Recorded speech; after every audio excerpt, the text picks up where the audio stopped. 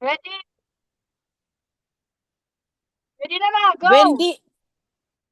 Buen día, Dr. Chan. Hoy pronunciaré 10 sustantivos, 10 verbos, 10 adjetivos, 10 preposiciones, artículos, pronombres y adverbios.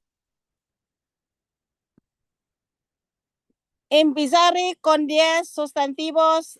1, amigo, friend. 2, carta, letter. 3, banco, bank. 4, francos, francs or currency. 5, casa, house or company. 6, Pilipinas, the Philippines. 7, fondos, funds. 8, viaje, trip.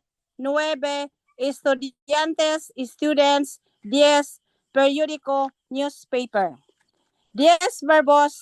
1, escribir, I will write. 2, cuestan, decos.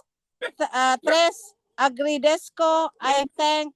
4, recibirla, to receive it. 5, confío, I trust. 6, pondra, I will place or put. 7, he estado, I have been. 8, concontre, I found. 9, colocaran, the place. 10, debe, must or should. 10 adjetivos. 1, querido, dear. 2, pocas, few. 3, mucho, much. 4, urgentes, urgent. 5, entera, full. 6, ausente, absent. 7, cierto, certain. 8, muy, very. 9, penas, few or a little in the context.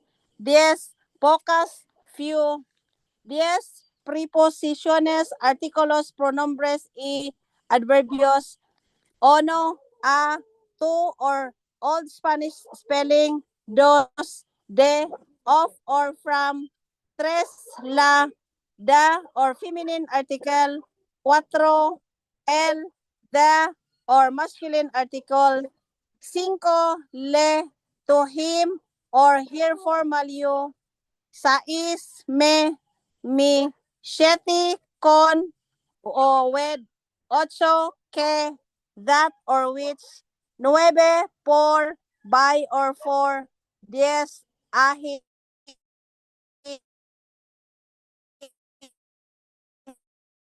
there. Is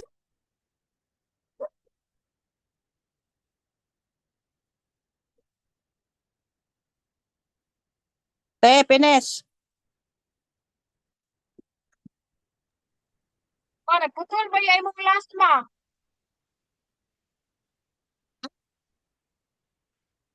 Nagputol ba? Nagputol.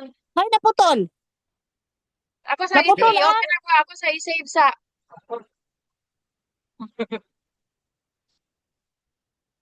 Lagot pa ni mga iroy. Dakan kayo.